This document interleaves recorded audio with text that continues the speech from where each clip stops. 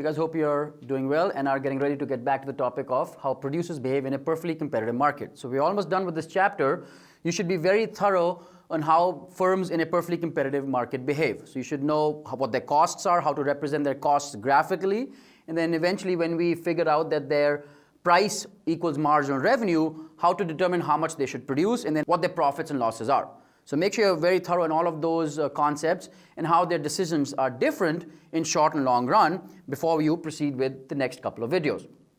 All right, so in this video, we're going to talk a little bit more about the supply side, both the producer, in the perfectly competitive market, and we're going to look at how we go from individual producers to the market supply curve. So that's what we're going to talk about in this video. So you've seen that marginal cost curve for a producer in a perfectly competitive market represents their supply curve. So hopefully you haven't forgotten the graph. When we looked at the graph for perfect competition and we had quantity here and the costs on the vertical axis, we said that if you have your ATC here and we had the marginal cost, we said that the supply curve for an individual producer is that part of the marginal cost curve, but depending on the short or long run. So that differentiates where the price is above ATC in the long run and it's zero if the price is below.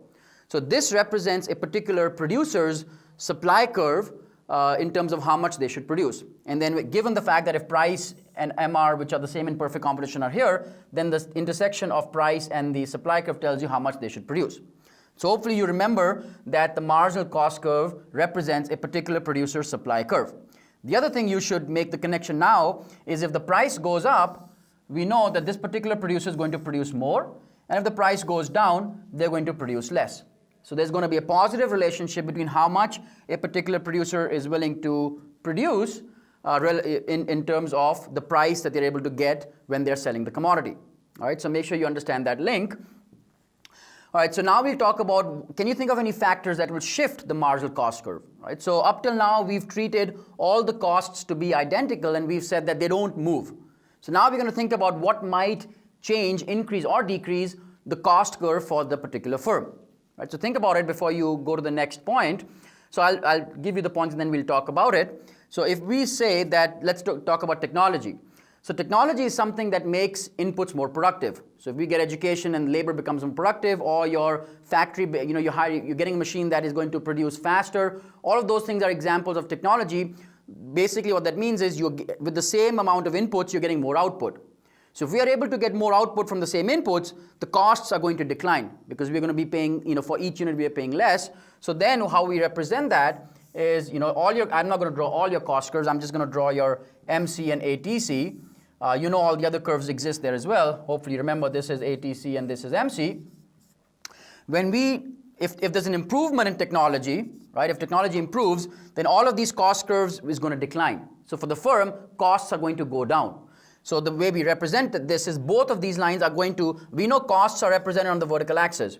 So both of these lines are going to move inward or towards the right and down. Right? So I'll just do an example. So for example, if your ATC changes to that amount, now the particular firm is, if the price is here, now instead of producing there, this particular firm is going to be producing this quantity. So what we observe here, looking at a particular firm's supply curve and the cost curves, if there's an improvement in technology, your cost curves shift downward and to the right, which leads to the producer producing more output, given the same price. Right? So we're not changing price right now. If input prices goes down, that means it costs the producer less to buy the same inputs. Then again, you should be able to guess that the costs are going to go down. If it's costing you less to buy the inputs, your costs are going down, and the same thing happens. And conversely, if tax goes up, if a particular firm is being taxed at a higher rate, then that raises their costs and everything is going to move up. Right? So it's just going to move in the opposite direction. So make sure you understand all we're doing is looking at some factors that changes the costs of a particular producer due to X number of factors. Right? So we looked at 3 factors here. So hopefully that makes sense. Now let's look at the connection between an individual producer supply curve and try to get the market supply curve from it. Right, so that's the next thing.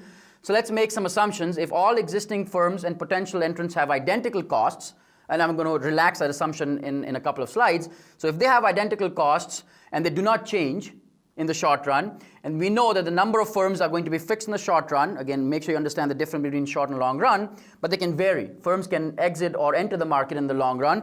All they can do is shut down temporarily. So make sure you're clear on that. So if these are the assumptions which we've been going by over the last few videos, what we're going to look at is, so we have the graph for one firm, you have your ATC, you have your MC, given a particular price where MC crosses price, because price also equals MR in this market. Now we're going to use that information which you should be clear on and try to derive the market supply curve. Now this graph is assuming that every firm has the same costs, and I'll relax that assumption in the next slide. So if there are 1,000 identical firms in terms of the costs and how they behave, for each price you're going to multiply how much each producer is producing by 1,000 to get the market outcome. And that's just as simple as that. All right, so if the price is P1, that means that each firm is producing 10 units. Times 1,000 identical firms gives you a total output of 10,000 units or 10,000 quantity. If the price now goes to P2, now we know that each firm is going to produce more. Each firm is going to produce 20 units, right? And given the fact that all 1,000 firms have identical costs, the market is going to produce 1,000 times 20. And if the price goes to P3, the quantity produced by each firm is going to be 30, and the market quantity is going to be 30,000, and you can derive the market supply curve. Right? Understand the difference between the two. This is the supply curve for all the producers combined. This is the costs, and then consequently the supply curve for one firm. So in this graph, we are assuming that each firm has identical costs.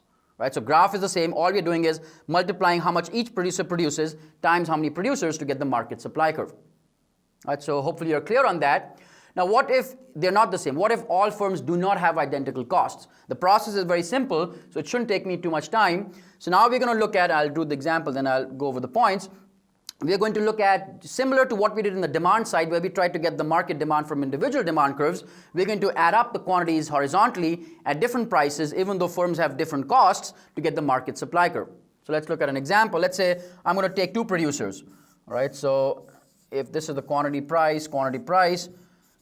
So if one producer's supply curve looks like that, the other producer's supply curve looks like that, now we're trying to derive the market supply curve. So if at $4, we know that this producer is going to be willing to sell 5 units. At this price, we know this producer is not selling anything, right? Because we're not intersecting their supply curve yet. So at $4, we know the market is only going to be selling 5 units because there's only one firm selling at that price. The other firm's costs are higher, so they're not going to be willing to sell anything at $4. That's the difference, right? So now we're not assuming that every firm has the same exact costs. If, on the other hand, the price goes to $6, now this firm might produce 7 units, and this firm now starts to produce, and let's say they produce 3 units. Now the market, when the price is $6, is going to produce 7 from firm 1, 3 from firm 2, then the market is going to produce 10 units. And you get your market supply curve from individual supply curve. So this is firm 1, this is firm 2, and that's the market. Obviously, we're going to have several firms, and then all you're doing is adding up the quantity at a given price to get the market supply curve. So the only difference between what I've done here and what I did in the previous slide is we're not assuming costs to be identical.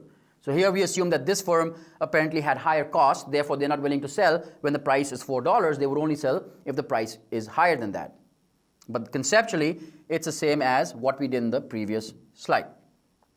So in this video, we were able to go from a particular producer's cost curves and therefore their supply curve to derive the market supply curve.